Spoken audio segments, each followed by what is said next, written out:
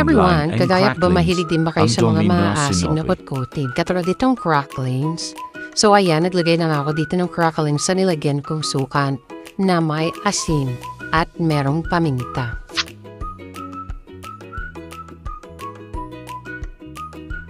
Ayan na nga at nagsali na naman ako ng another cracklings. Nabitin talaga ako. So uubusin kayong lahat, tingnan nyo lang.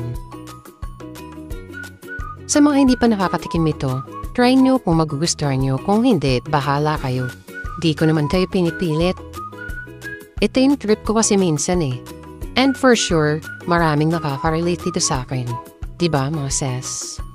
Tapos mas masarap pa dyan yung babad na yung ultimo lumalambot na yung cracklings. Just isusubo mo. Yummy! Minsan nga nalagyan ko siya ng sili pero that time hindi ko nilagyan ng sili. Sobrang init kasi nga that time kaya hindi na ako naglagyan ng sili. Baka ano na mangyari sa akin, baka init na ako sobra. Yung iba naman, gustong-gusto naman yung malatong-latong pa. Pero ako gusto ko yung malambot-lambot na. O siya, bilisan na natin ng 1/4 ng bahagya at nang hindi na tayo mag-reaching. Ha, ano daw? Wala na ako masabi. Siya, binibilisan ko na naman. Ayun na nga at nagihingi naman si baby sa background ko. Inulit-ulit ko talaga siya. So ayan, inuubos ko na talaga. Iya, di ba? Tinaptak-taptak ko pa, wala na nga. Parang siya lang, wala na nga siya. Hinahanap-hanap mo pa. Okay, move on, girl. Mas marami pa diyang deserve mo. Ganun. At naubos ko na nga.